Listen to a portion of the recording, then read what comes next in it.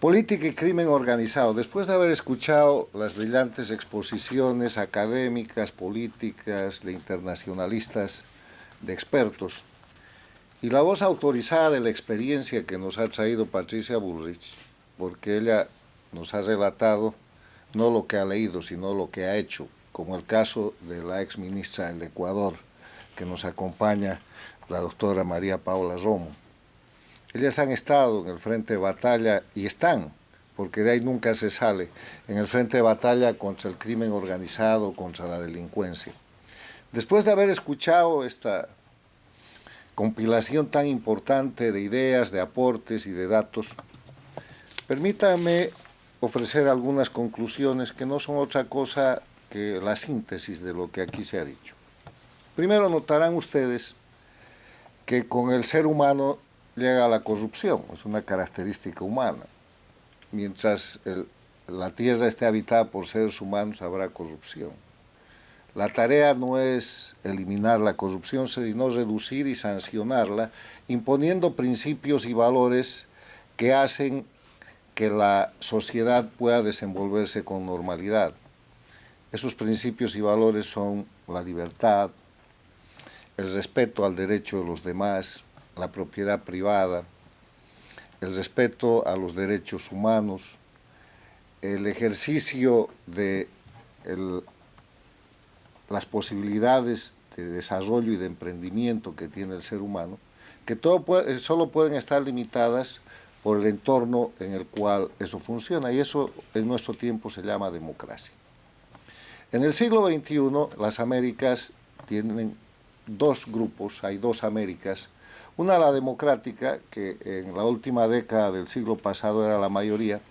Cuando se celebra la primera cumbre de las Américas, el año 1994, aquí en Miami, de todos los países de las Américas, solamente Cuba era dictadura y el resto eran democracias. En el siglo XXI, por el apoyo de Chávez a la reaparición y a la recuperación de la dictadura cubana se ha expandido, y el castrismo del siglo XX se ha vuelto castrochavismo en el siglo XXI, y hay 4 dictaduras. Cuba, Venezuela, Bolivia y Nicaragua, 2 gobiernos paradictatoriales, casi 3, la Argentina de Fernández Kirchner y el México de López Obrador, y Petro con Colombia haciendo un gran esfuerzo para incorporarse a ese grupo. Pero el eje de confrontación de dictadura y democracia tiene una cuestión central, y es que las dictaduras son crimen organizado y la democracia son política, que es el objeto de nuestra conferencia de hoy día, de nuestro foro. Las dictaduras cometen todos los días delitos para mantenerse en el poder.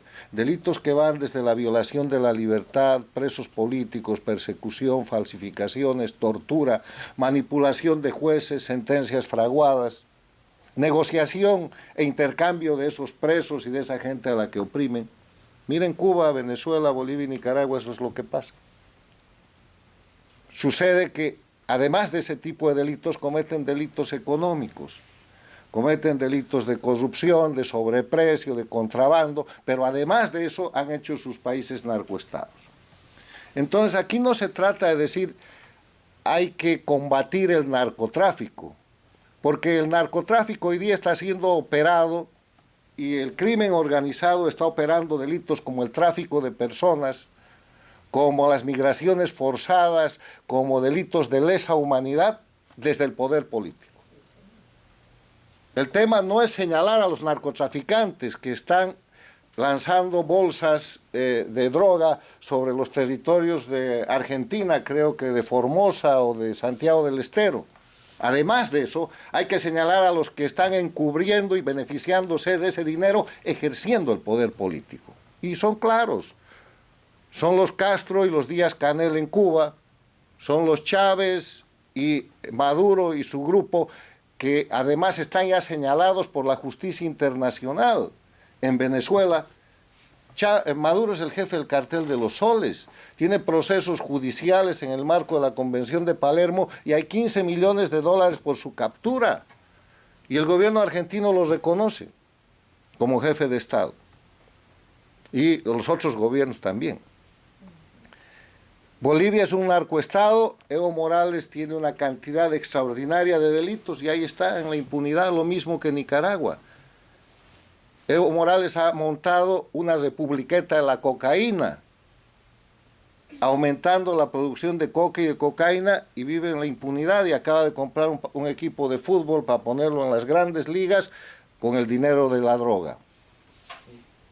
Ortega encubre con el dinero del lavado de droga todo un aparato de represión. O sea, yo quisiera que aquí aclaremos que no es un problema del delito, sino de los delincuentes que han tomado el poder político, que han cumplido el sueño de Pablo Escobar, que en la década del 80 desde Colombia planteó controlar senadores y diputados para dominar el poder político que los perseguía.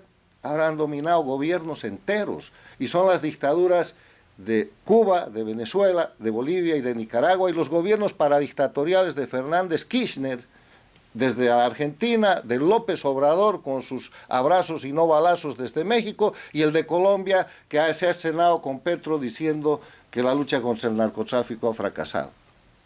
O sea, estamos viendo gobernantes que reivindican el delito, protegen el delito, practican el delito y usan el resultado del delito para conspirar contra las democracias del resto de las Américas. Se trata entonces de que esta división de las dos Américas entre dictaduras y democracias es una división que tiene en su base la división entre la política y la delincuencia organizada.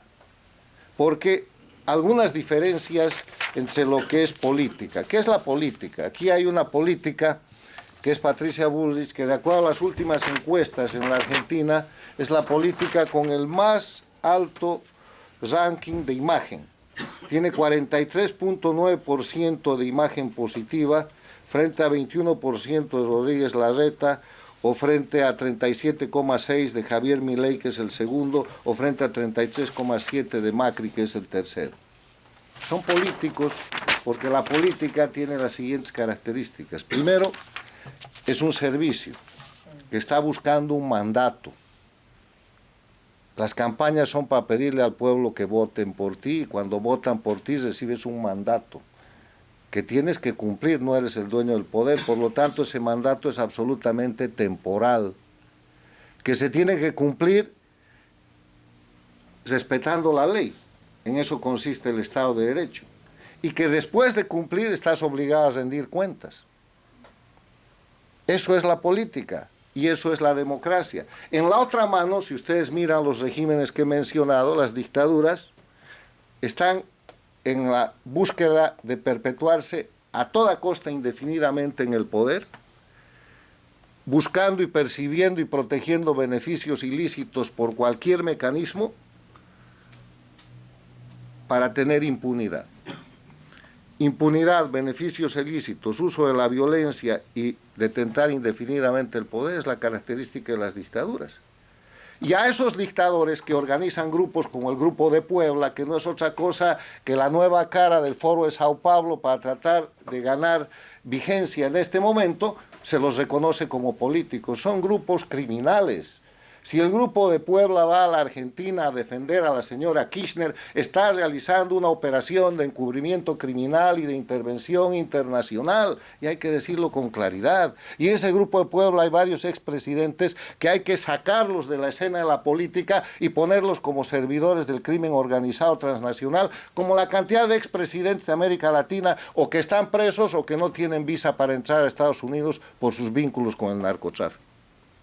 Toda esta explicación simplemente para decir que la política está bajo ataque, porque con el dinero del narcotráfico se hacen campañas de asesinato de reputación de políticos que luchan contra el narcotráfico. Con el dinero del narcotráfico y el dinero de la corrupción se manejan campañas electorales indefinidas para que gente como López Obrador, después de 4 o 5 campañas, tome la presidencia, o como Petro.